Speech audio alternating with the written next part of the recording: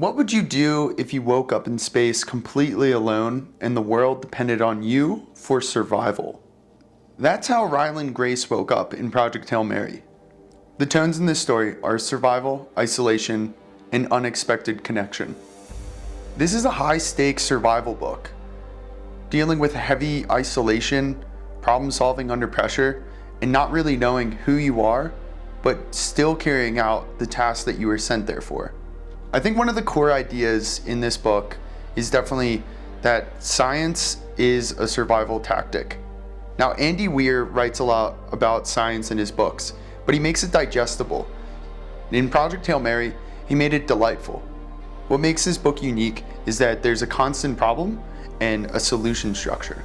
Andy Weir makes this book grounded in real science, maybe excluding a couple different laws, but overall, the science is slightly watered down for the general population, but still hits home. There's a weird balance of tension and humor, which a lot of times I look for in a story. I want to feel like they feel. I want to be thrilled, and I want to be curious about what's about to happen. But also, I like that he tones it down a bit so that you can digest this and read it, a little bit before bed. While going through this book, you're unraveling many different connections on Earth. And then, unexpectedly, there's a connection in space. There's a lot of themes of trust and connection in this book that overview communication with someone that you don't typically communicate with. That shifts from survival to companionship. What I liked about this was that it was fast-paced and never really drags. It made complex ideas feel simple. It's actually stressful, but in a good way. An emotional payoff really hits harder than expected. Now, this book might not be for everyone, mostly because it's definitely rooted in science, so if that's really not your bag, then this probably isn't your book.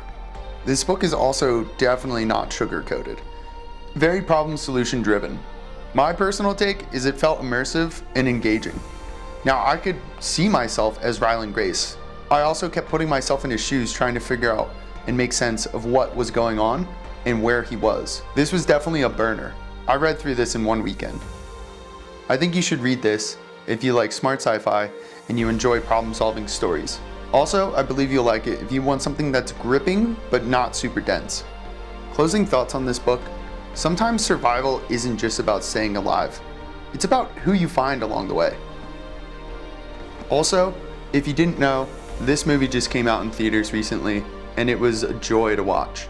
Definitely is slightly different from the story, but still overall a beautiful example of book to film.